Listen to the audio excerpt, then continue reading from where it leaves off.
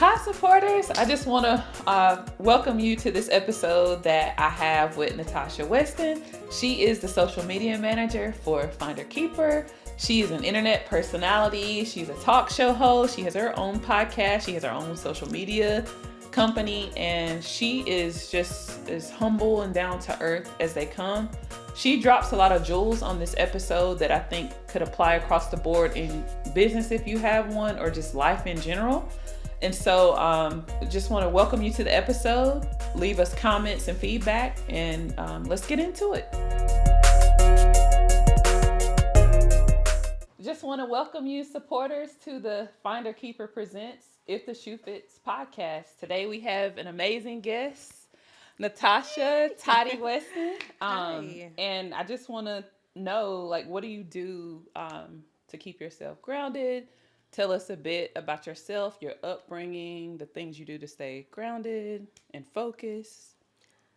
That's a deep question. We're starting off hard already. Yeah, we're going in. Though the one thing that stuck out, you asked me how I stay grounded. Yeah. I am very focused on my walk with God, especially right now after COVID. I do a daily devotional. So I start my mornings off with prayer. And even if it's just hey, Lord, what's up? Yes. Please just, you do your thing today. Right. Like, it's very simple. Yep. I do a devotional that my mom bought me. So Nice. Scripture and just, you know what a devotional looks like. Yep.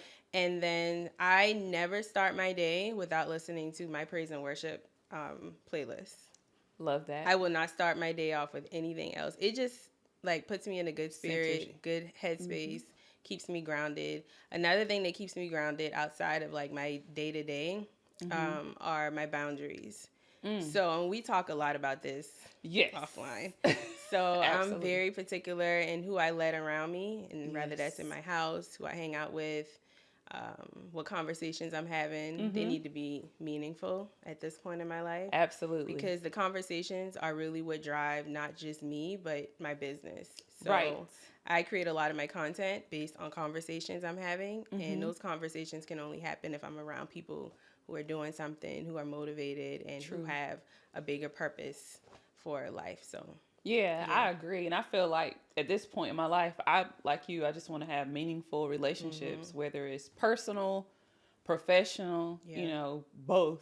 Yeah. Like people that can add value for me and I can add value for them. And people that speak life into your vision and your dreams. That's important. So it's if people are not doing that, I'm not there. Yeah, it's how they say no new friends. I'm willing to leave those ones and welcome some new ones if that's the case. Yep. Yep. So could you talk to us a little bit about your professional journey? What do you do for a living? And just kind of walk us through your journey. Yeah, sure. So I've been an entrepreneur for 12 years now, collectively. I have worked 9 to 5s alongside of that throughout the years, but I started in public relations. So when I dropped out of college many, many, many years ago, I was going for nursing, and I realized when I got the clinicals, girl. You weren't about that life. You're like, Yeah, no. You don't want me to be responsible for your health or none of that stuff, I promise. Right. So I dropped out of college and I moved home with my mom, and I tapped into my original love for fashion. So when I was in high school, I really wanted to be a fashion designer. Wow. But because nobody I knew that looked like me was doing that, I was I better go for business admin or, the normal stuff that people go to school for. Right. And so I did a year of college right in Charleston, which is where I'm from. And I ended up dropping out of there and just working a 9 to 5 because at that time my family was splitting. My mom and my dad were splitting, and we were losing our home in foreclosure. Wow. And so I just kind of felt like I needed to get a job and try to help out a little bit. And school just wasn't a priority. And so once that got settled and situated, I decided to go back, and that's when I went for nursing. And I did that for a couple of years, and that's when I realized I didn't want to be a nurse. Fast forward, moving with my mom, trying to figure out life. I literally don't know what I want to do. And people that I graduated with, they were having kids now, getting married, and here I am still trying to figure out what my career is going to be. Right. And so I had cousins who would always ask me to put outfits together and stuff like that for them. So I was like, is this a thing? Do people get paid to do this? And I found a book on Amazon. And it was a really short book, but it was about the fashion styling business and how you could literally make money from it. And so fast forward, I got an internship with BET. Wow. And I worked for 106 in Park when Terrence and Roxy were on That in the is wardrobe awesome. department. Yeah. That is so awesome. And of course, that opportunity and just living in New York exposed me to so many people and networking opportunities. And I ended up connecting with a fashion stylist who was from Charleston, who was styling K. Michelle. Like, remember when she had the blue hair? Yeah. Back then. Like, look at that. So Full I was circle. trying on her clothes before it was shipped to her and stuff. Like, That's so crazy. I was able to like build a lot of strong relationships. And I would say that's the foundation of like how I got into business. Because I started making friends who were in the fashion industry who needed help with public relations. And I didn't even know that was a thing. I just knew I knew how to reach out to brands and reach out to people and get my friends' clothes in their customers' or clients' hands. So, like, for example, I worked with Dean once, and they're a really well-known fashion brand out of LA. And Angela Dean, who's the designer, she had just made these new line of jersey dresses for women. This is when Wendy Williams first got back on air for her show. Wow. And I was able to reach out to Wendy's stylist and say, hey, I don't know if you're going to even see this message, but we've got some dresses. We love to send Wendy some. Long story short, those dresses became Wendy's favorite dresses for the season, and she wore them all the time. That's so awesome. So just by you, like, betting on yourself and not even, you didn't know exactly where things were going to go, but you trusted your instincts, like, was so powerful. Yeah, I didn't know where it was going to go. And so that laid the foundation for me business-wise. And so I started seeing how I could exchange my talents for money. And so I started my first business from my aunt's couch in the Bronx. Wow. And I was making graphics for people and like pitching them to brands and just kind of being a middleman for like my indie designer friends and stuff. And so long story short, moved back down south after living in New York for almost 2 years. And I got a job at a bank. And I think I told you I started in banking. That was like my first real job. Why are you saying bad words? Banking. You know, I have to agree with you on that. I don't think I'll go back to banking. I've had my share. But I worked in banking as a temp in the mortgage department. And a lot of my colleagues were older women who had never really tapped into what they were passionate about. Yeah. They were those women that would stay on a job for like 25, 50 years and get a plat and barely be able to retire. Right. And they were watching me run my business on the side and come to work every day. And they were like, how do you do this? Can you teach me how to do this? And so I wrote my first book, 7 months pregnant with my son. Wow. Because the job was going to end. I couldn't go back. Like the department was closing and I was like, I need some type of extra income or something. And so I had turned some old blog posts into a book. It was like 62 pages and the book did really well. I was hustling to get that book out. I go to temp agencies and put flyers on cars and all that stuff. And so I've always had a knack for business. And fast forward over the years, I've pretty much turned like all of my turning points in life into content and living my life and making money from it. And so once I figured out like how to be my own brand and how to sell my story, whether it be in the form of products or services, I now teach other people how to do the same thing. So I know I like always tell you behind the scenes, like, just pull the camera out, just record something. I cannot believe that we're even sitting here. So that's like, you know, we appreciate you like coaching us, being patient with us, Brandon and I. So so that's primarily what I do. I'm my own brand and people learn from that. So I wrote Brand You Like a Boss back in 2017. And that book just pretty much is my life and how I have literally built my network, my image, and how I've been able to monetize it and continue to build on it as I grow and as I transition through life. So personal branding and content, those are like those are my babies. Yeah. And you are amazing at it. Thank you. And so in the spirit of If the Shoe Fits, we have different segments that play upon walking, you know, in your purpose. So could you talk to us about walking in purpose? What does that mean to you? Walking in purpose, I'm finding I'm rediscovering what purpose means the older I get. Because when you hear purpose, you think it's something that you find and that's it. Mm-hmm.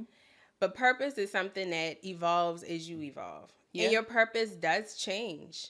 So when I first started in entrepreneurship, you know, I thought my purpose was just to motivate people. Mm-hmm. And as I grew and as life happened to me and slapped me around a lot, I realized Yes. it's a lot deeper than just motivating people. Like, motivation is temporary. Absolutely. It's not something that's going to get you up out of the bed every day. I don't care how good it sounds, you know? And so now for me, purpose is being okay with living life, letting life happen to you, but taking those lessons and using them is not just to motivate people, but also to monetize. I think a lot of times we see purpose as just, it's kind of like this whole, and this is a little bit off subject, but it's relevant. Yeah. This whole, there's this pastor that's selling a course or something online, and people are in an uproar about it. And I think it goes back to purpose. Like, just because we're walking in purpose does not mean we're supposed to just free 99. Yeah, free because you have to 99 earn a and- living, and you want to build wealth, and you want to do things to set your son up in For life, sure. and just even for yourself. So I don't think there's anything wrong with monetizing it. And I think if morally you're in alignment and you're in the right place spiritually with it, Absolutely. I don't think that's an issue. Yeah, and I think God does want us to be smart about the gifts that he gives us. Absolutely. Because he gives us common sense, and a lot of people forget that. So for me, purpose is realizing that, yes, you have a mission. That mission will change over time, and you have to be open to whatever it is. And whatever lessons you learn, it's your job to put that back as a seed in the ground for not just you, but for other people as well. So for me, the biggest thing is remembering that purpose evolves as you evolve, and you just have to move with it and trust it. Yeah. That's the thing that I'm working on right now. Yes. It's like, I know, like, I have these things inside of me, but it's just like trusting myself. And so that'll like take me into the next segment, which is playing footsie. And that's just me like giving you your flowers. Like, you really inspired me to be a better person. And I love that you're so fearless. Like, even if you don't have all the answers, you trust your internal compass and God to lead you there. And it's just so cool to see a young Black woman in her element, you know, up, and who's willing to pull people up too. So that I think is amazing. You're an amazing mom, businesswoman, all the things. Thank you. You make it sound like flowers for real. Because it is not. It's not easy. Like, sometimes I wish I could just live my life quietly and go through my stuff and not share and just be. You know, it's really hard because it requires a level of vulnerability and transparency that as humans it's scary it's a sometimes. tussle. Yeah. It's a tussle. But so I can't remember which podcast it was, but they basically were saying that like our gifts are not really for us. No. So I think even if you might have apprehension about being vulnerable, you know that you're like changing someone else's life. Yeah. So you're like, okay, let me remove myself. Yeah, it's like, oh Lord, it's like dragging out the bed. Like, oh Lord, I don't want to do this today. Yeah, I don't even want to talk to people today. I'm like that. Even with the podcast, I'm like, oh my gosh, I got to get in front of the camera. But then I'm like, but then I thought about that quote I heard, like, your gifts are not for you. Like, you should share them with the world because it can help someone heal or help someone grow on their journey too. Right. So yeah. And that's really our only responsibility on earth is, like, it's not about you at the end. It's about you, but it's not about you. Exactly. Like, we reap a lot of the benefits of it, but it's definitely about other people. Like, people need people. Absolutely. And that's a hard thing to, like, because sometimes we just don't want to be bothered. We don't even want to be bothered. Yeah, we don't want to be bothered. Yeah, sometimes I get annoyed with myself, Yeah. but we don't want to be bothered. And then sometimes it might be like, I don't know if it's ego or just like you don't want to seem like dumb to ask certain questions, but then it's like, well, I don't want to bother that person. Yeah. You know, it's like we want to figure so much out on our own, but we can get there. Like, we can go further. Like, if we get the help and the resources for people who've been there, done that. Yeah, for sure. I agree. 1,000%. So yeah, it's taking the ego away. So could you, in the spirit of the shoe fitting, could you let us walk in your shoes? Tell us about your day to day, how you stay grounded. You know, what are your like rituals and routines? Almost. So, I think I already shared my morning routine for the most part, and I'll say the biggest part of a day in my shoes is I give myself a lot more grace than I probably should. But now I realize that sometimes those to-do lists, it ain't gonna happen. It ain't gonna happen. That's That's the reality. So a lot of people start off with a to-do list. Yeah. I have like 3 or 4 things that I make my main goal for the week. And on whatever day I have the energy and the spirit and the creativity to do whatever those 3 to 4 things are, I do them. So you're letting things flow organically instead of trying to force it where it doesn't fit. Right. I love that. Because some days, honestly, I don't have the mental capacity to create. Some days I don't want to work with clients. Some days I just want to exist. I just want to live. And so when you find yourself saying on Monday, I got to do these things. On Tuesday, I got to do these things. On Wednesday, you put yourself in a box and you really can't operate in your most authentic space when you put those types of boundaries. Now that works for some people. Either, right? Yes. Like it takes, I was that person that what you're talking about where it's like, this has to be done, like type A, this has to be done right now. And like you say, you can't operate. Yeah, because then what happens is you could say, I got to get these done on Monday. And you sit there looking at the computer for 4 hours. Yes. When you could have been doing something completely different that made more sense for you in that moment. And so that also goes into creating freedom and boundaries because people know I don't want to have meetings on Monday. Don't even ask me to. I don't want to talk on the phone. I don't want to talk to anybody on Mondays. And it's no offense to you or because you did anything. It's just on Mondays, I don't like to rush into my week like everybody else. I like to inch into my week because I'm more productive. So it's a personal thing. It's an individual thing. But a day in my shoes, it fluctuates so much. It just really depends on what's on that list for the week and what are the priorities. And the truth is, a lot of those things don't get done in a week. But I give myself wiggle room to be able to say, okay, I didn't get it done this week. I'll put it on the schedule for next week. I love that. You know what I mean? And then when I do need to sit down and focus on something, I do not disturb. It's your friend, right? It is the best thing they ever invented. Yes. Like, sometimes I find myself putting it on there too much. But if I need to sit down and get something done, I will turn my phone on Do Not Disturb. And it does help because you don't get the social media notifications or anything for as long as you need to sit down and focus. So a day in my life is like that. And then the normal things, I take Tyler to school. I come back home. I do my praise and worship, my devotional. I say my prayers. And I try to wrap my day up every day by 3:00. Nice. I am not working till 5 if I don't have to. Because you need rest. I think we forget that sometimes too. And we're actually more productive when we get the rest we need. For sure. Like I am going to take the nap. You know what I mean? They got going around Little Miss. I'm Little Miss take a nap. I need a nap.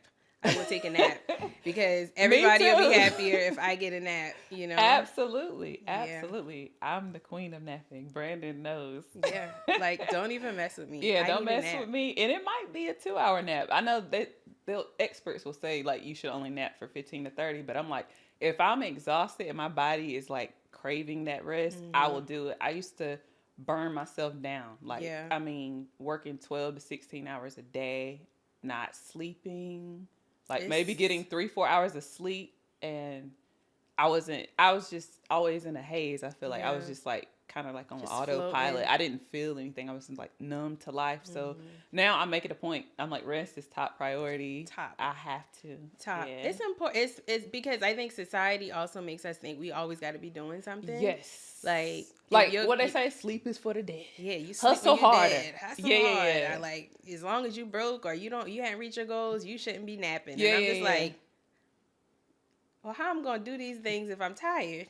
Yeah, or they'll say, what's that saying been going around on online about the pandemic? Like if you didn't build anything out the pandemic, you weren't hustling hard enough. But like I'm like, I used to think like that, but now I realize, you know, within the pandemic, it's more important to be present with yourself and like your loved ones. Because I feel like life was just passing me by.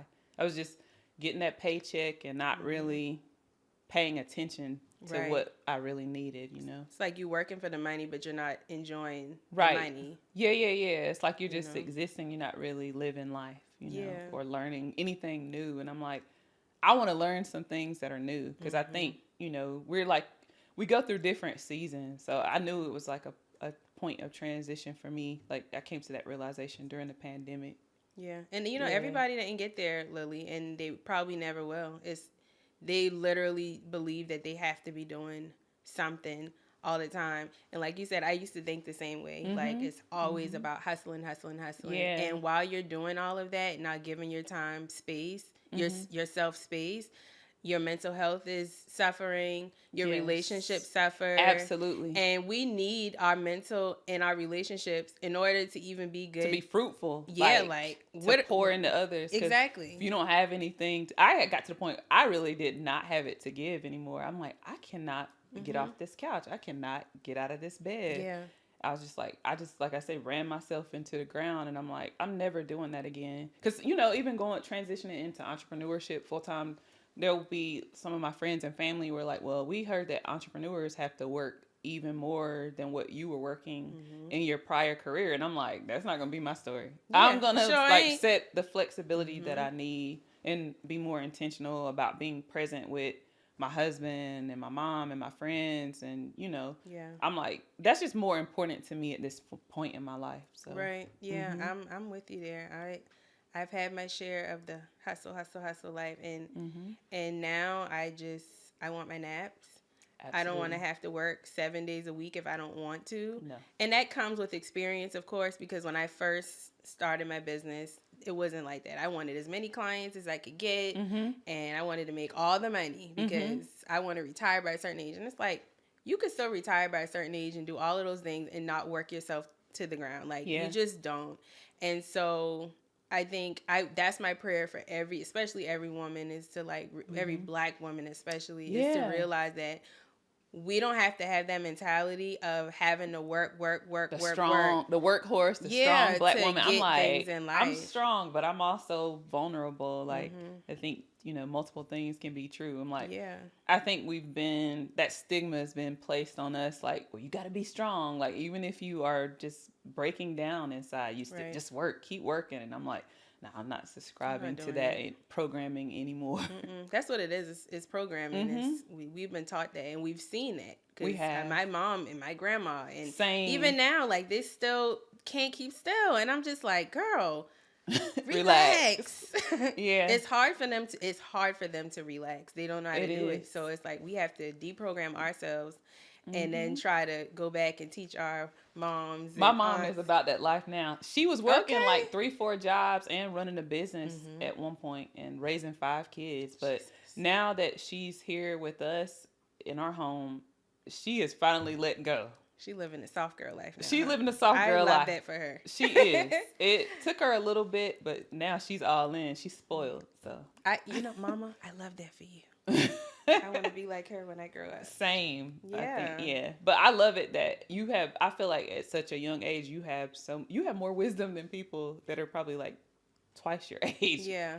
So that I think is really awesome. Thank you. Yeah. Appreciate it. So what do you do for fun? Like we have the Footloose segment to continue on with the shoe fitting. So what things do you do for fun, like outside of working? You know, what things make your heart like joyful? You know, I'm still discovering a lot of those things. Especially in this last year, I've been not working as hard intentionally.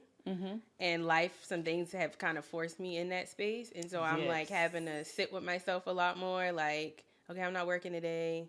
Tyler's at school. I already finished my book. I don't have any new podcasts to listen to. What am I going to do? And so sometimes I'll get in the car and I'll just drive and I'll like go to the park and just like walk around. I do that too. And talk to strangers. Yeah. And I'm finding a love for cooking. Which, if you're listening or watching this, you know. The old me, cook what?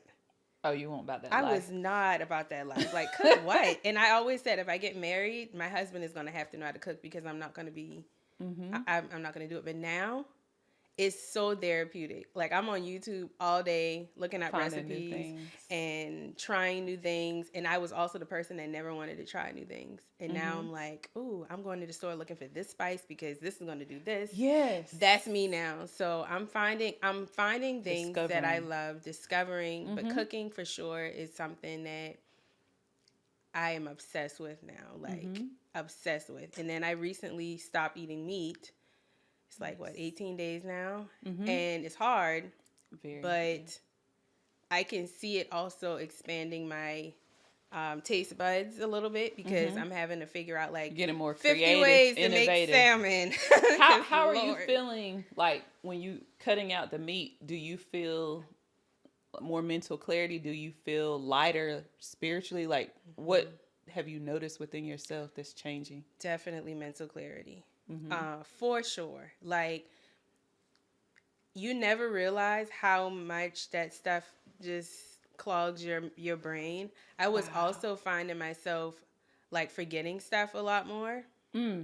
And my mom was like, you need to go to the doctor and get that checked, because my sister could be talking about something that happened in like 8th grade and I'll be like, I remember that, but I don't like really. That happens to I me. don't So remember maybe the details. It was it like brain fog type of? Yeah, it was like my Same. brain wanted to remember, but I couldn't make out the details. But I knew it happened.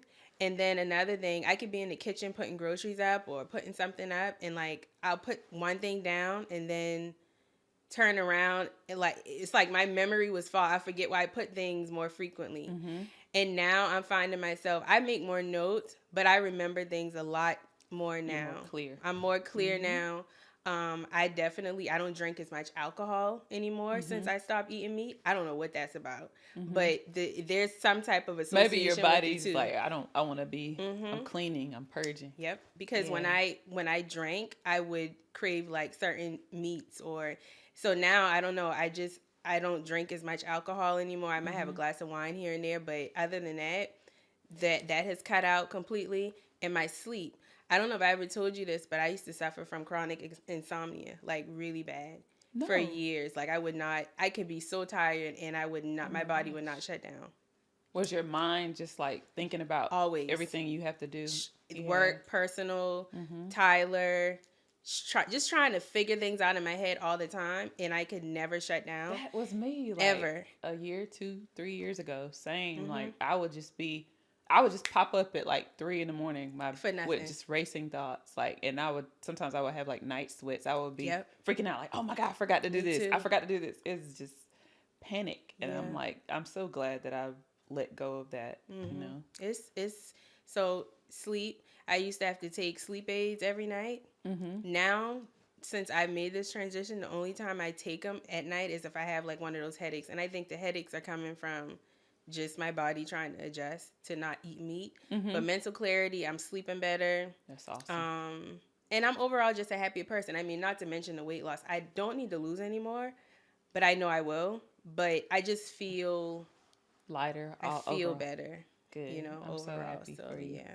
It's hard. And I don't know how long I'm going to stick to it, but I'm going to try. I'm going to make it through these 30 days. So what are you eating? Like, what types of dishes? And like, I'm sure it tastes amazing since you're experimenting. Why, thank you. Yeah. I eat salmon, shrimp. I'm trying a lot more pasta dishes. Nice. And I feel like I need to incorporate more bread. So I've been trying to eat like a bagel for breakfast. If not a bagel, a grilled cheese sandwich, something. Because I feel like I get more headaches when I don't eat enough bread. I eat a lot of stir fries. So like squash, zucchini. Ooh, that sounds I love sauteed mushrooms. Really? Oh my God. Like I could try just eat it all the time. So like for breakfast, I'll do sauteed mushrooms and like eggs. That sounds really good. But yeah, it's like, you know, You're finding ways. I'm finding ways because I'm like, I can't just eat salmon every day the same way. That's what I was doing. You know, Lord. I was like, this air fryer is tired of salmon. The air fryer is tired of us. It is. That's all I do. Lately, that's all I've been doing. Because it's like convenient. And to me, I like it more than like just baking, you know? And it's easier to clean up. And it is. And it's quicker. It's quick and it's crispy. You know, I like it burnt around the edges. Perfect. Yes. It's perfect. I love it. So yeah, it's like every day is a mission of finding another way to cook shrimp and salmon, and And, you know, I just tried some plant-based chicken nuggets last week. They were really good. Okay. I tried my first plant-based burger last week. How was it? It was all right. It's Oh. not my, I haven't found the one that really makes me. Have you tried a black bean burger before? No. It's so good.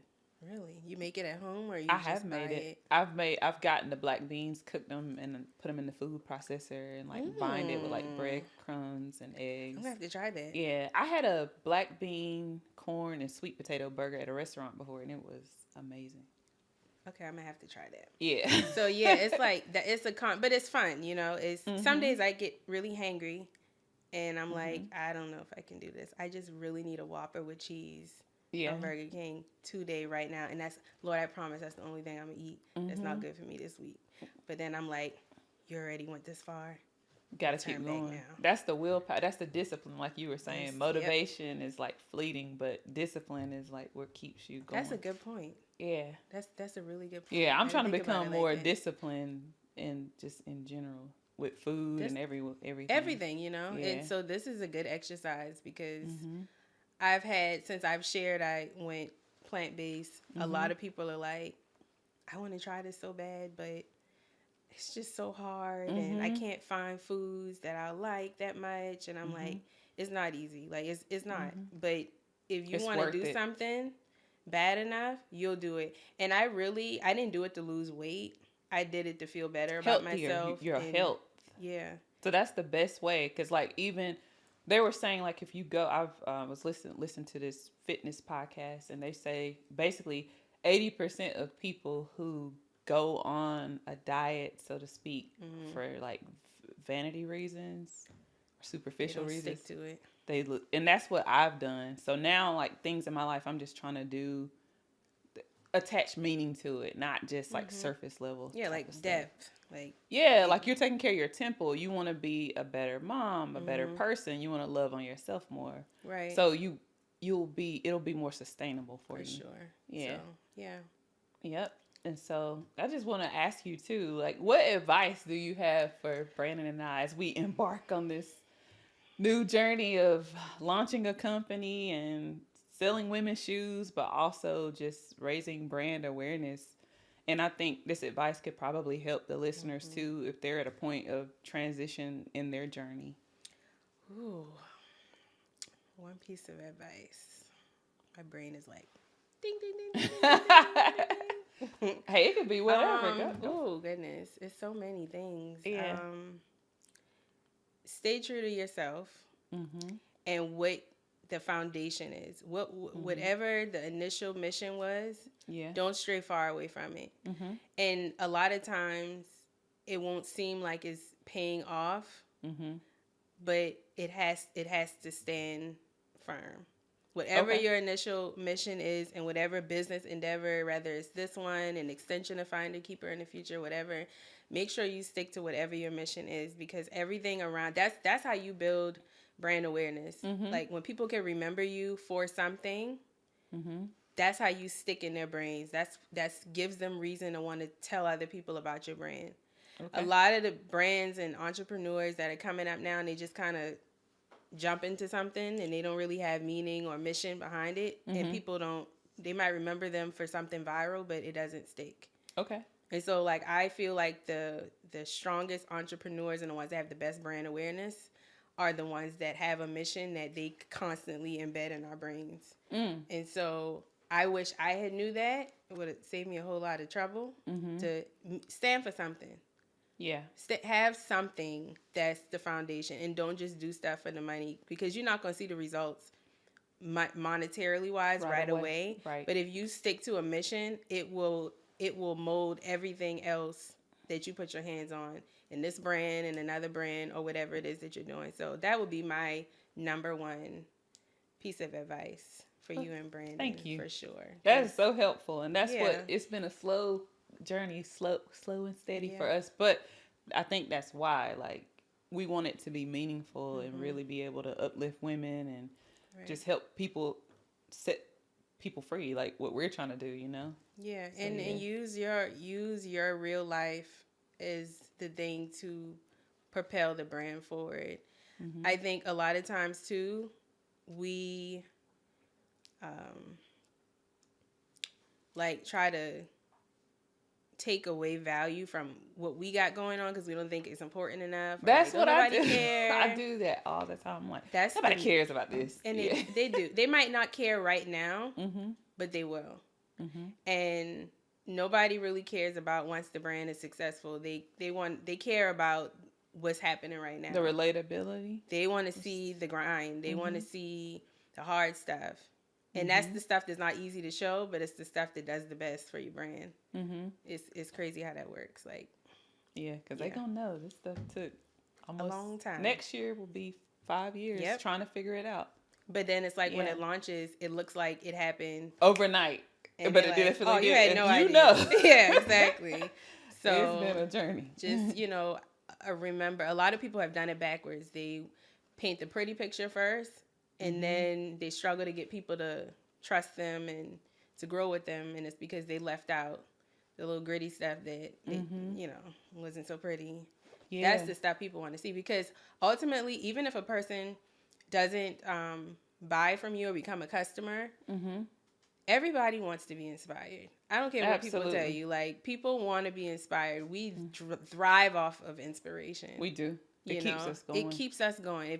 If we're having a crappy day and we see somebody that's totally irrelevant to us, but they did something that inspired us, it's gonna give us just an extra. It can set you on fire for the day. It's like, that's what I needed to get myself just going. That little piece. You don't even have to know all the details, but if I could see somebody else pushing through, that's gonna make me want to give it one more day. True. I love that. Thank you for that. We will carry that with us on our journey. So, well, that's all I have. I had such an amazing time with you, and I just want to thank you for your time, and to the supporters, we just want to sign off. We'll see you on the next episode. And if you want to stay in the know with all things Finder Keeper for our upcoming launch, please follow us on IG and Facebook at Shop Finder Keeper.